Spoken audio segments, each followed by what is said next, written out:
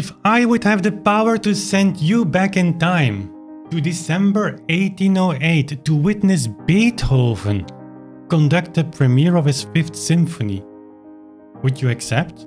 Would you step in my time machine and fly back all the way to Vienna to sit there in a freezing cold hall to hear the most famous musical motive ever written, played for the very first time in history?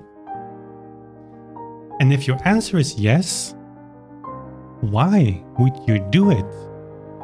What would you expect? What would you expect to hear?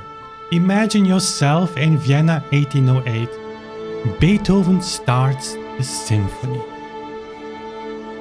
What do you hear? What do you imagine to hear? I actually can answer that question for all of you. You hear your favorite recording while imagining being in Vienna 1808. Whether that is from Karajan, Gardner or another recording, it's pretty obvious, because what else could you imagine to hear? But here's the thing. What if Beethoven played his famous motive unlike anything we hear today? Would that even possible, I hear you ask? Well, that's a great question. Because if we listen to today's performances, and we have hundreds of the Fifth Symphony, we seem to know quite accurately how this symphony was conceived by Beethoven, right? At least, there is not too much difference between the majority of recordings. Here is a selection of a few. They all take exactly the same tempo.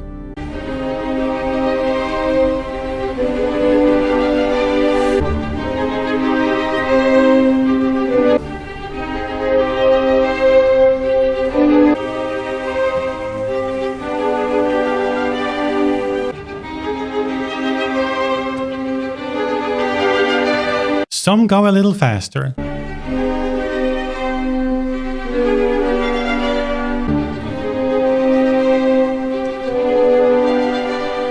Some go a little slower.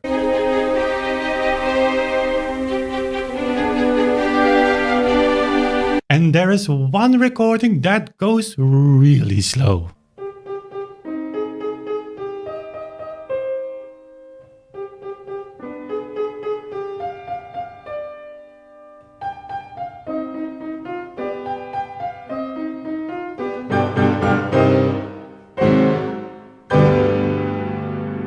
Now, from this one to the fastest, there's quite a difference. And those fastest recordings, by the way, are more and more regarded as historically correct, for the simple reason they aim at reaching Beethoven's metronome mark. In the case of Gardner or Zander, in this particular movement they are in fact spot on that metronome mark. Now, these ultra-fast recordings may not count on the majority of support, but that doesn't matter. We are looking for an answer from you. Is this the tempo you heard in 1808? One could say, but okay, we have the metronome mark. What else is there to deduct? We don't need your time machine. Fair point. But let's step back from it just a moment. Imagine we did not have that metronome mark. Would it still be possible to deduce Beethoven's intentions? Simply by looking at the score, the notation? Well, let's have a closer look. In the entire first movement, the fastest notes are eighth notes. Now, for a moment, close your eyes and listen again to this. And for a moment, imagine you were Beethoven. All of you. You are the composer, and this is the music you hear and want to put on paper. What note values are you going to use? Hearing this, and I want an honest answer, leave it in the comments below. Hearing this, do you listen to eighth notes or 16ths?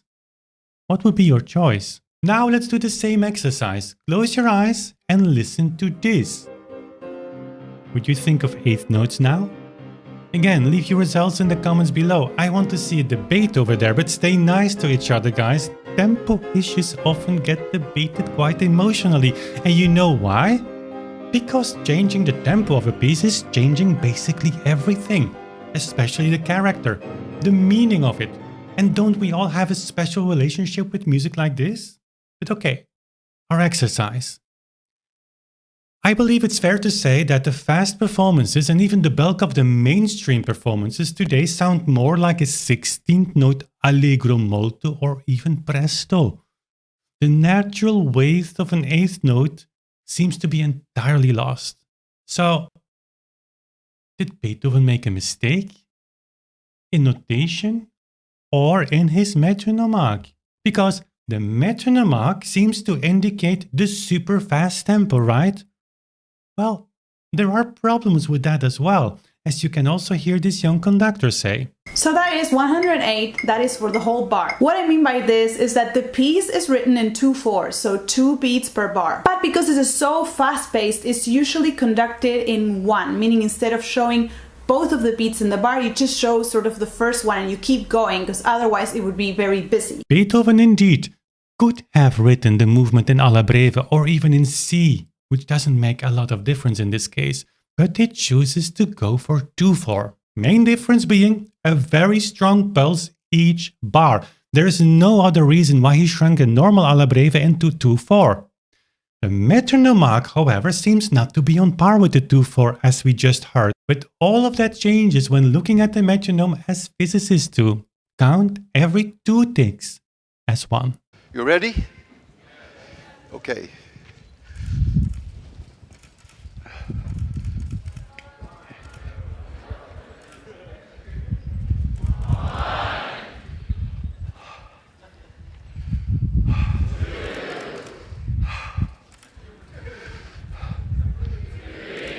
Oh, this really hurts.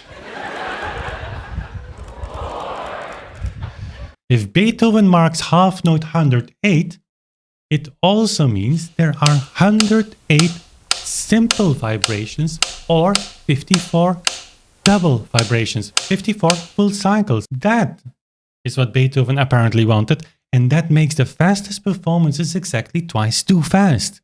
If you're kind of shocked now, don't worry. There is nothing wrong in enjoying your favorite Beethoven 5 recording. Just see this as a possible first step in looking back in history.